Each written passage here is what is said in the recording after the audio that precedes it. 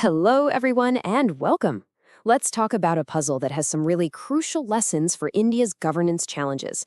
It's called the Vietnam Paradox. We're going to deconstruct what this paradox means for the foundational learning crisis right here in India, and more importantly, how you can use these insights directly in your GS2 paper.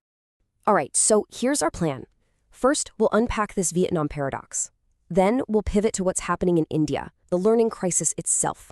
After that, we'll diagnose why that sense of urgency seems to be missing on the ground. Then we'll look at a path forward, a solution. And finally, we'll tie it all together for what really matters for you, your mains and interview preparation. Okay, so let's get right into it. The Vietnam paradox. You see, some fascinating research from Oxford University found something quite startling. Vietnam, a country with far fewer economic resources, was producing much better learning outcomes in its schools compared to many wealthier nations. Now, this really turns the conventional wisdom on its head, the idea that if you just throw more money at a problem, you'll solve it. So that brings us to the big question, right? How did Vietnam manage this? What was their secret sauce? It's not about big budgets or shiny new buildings. The answer lies in one single, powerful concept. And believe me, this is a keyword you'll want to remember for your answers. And that keyword is salience. So what is salience? Think of it as a shared public consciousness. A society-wide agreement that a particular issue is so important, so absolutely critical, that it needs to be tackled right now. In Vietnam, from the top politician down to the parent in a small village, there was a collective will, a real wanting to fix foundational learning. And that social energy, that was the real engine of their success. Exactly. And this slide, this is a perfect framework for your GS2 answer.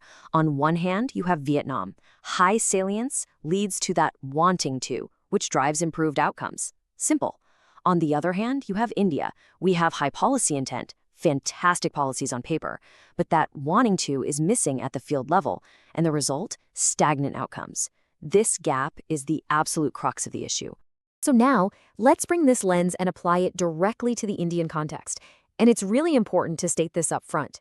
India does not have a shortage of good policies. In fact, if you look at the paperwork, our framework for foundational learning is quite robust.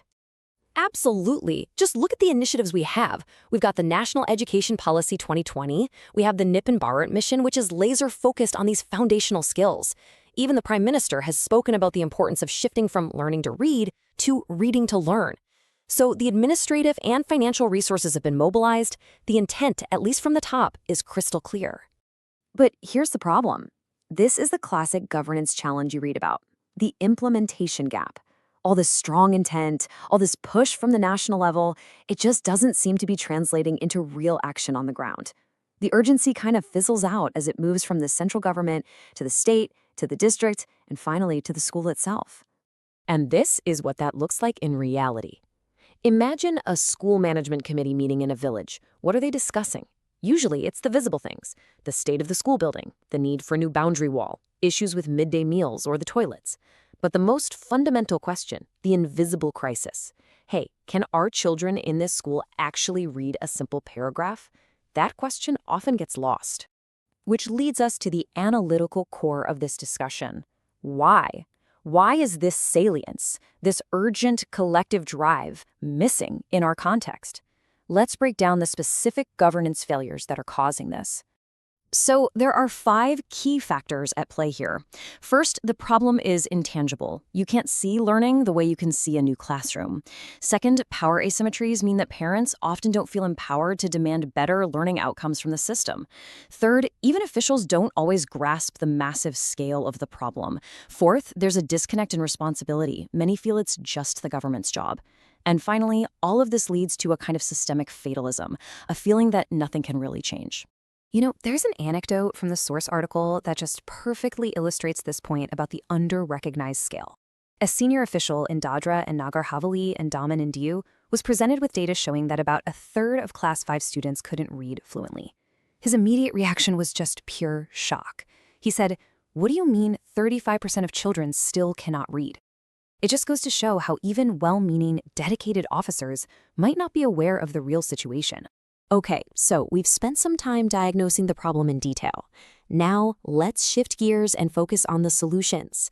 Because in your mains answers, after analyzing the problem, you absolutely must provide a clear, structured path forward.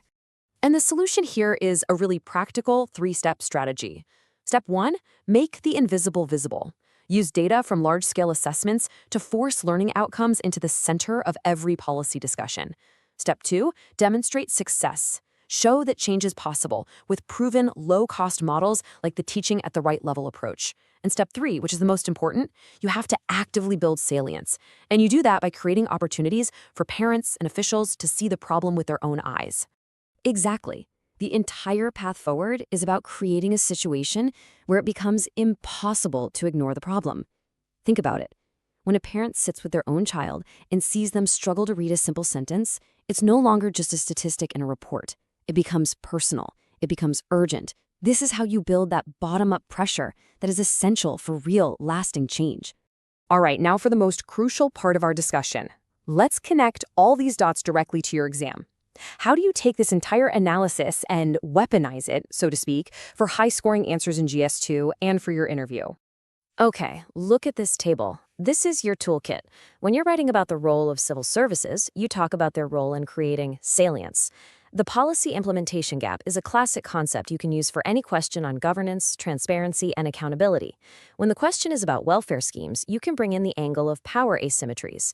And for development processes or the role of civil society, you must talk about creating bottom-up pressure. Use these specific terms to give your answers that analytical edge. So to wrap up, we'll leave you with a direct, application-based question, the kind you could very well face in your personality test.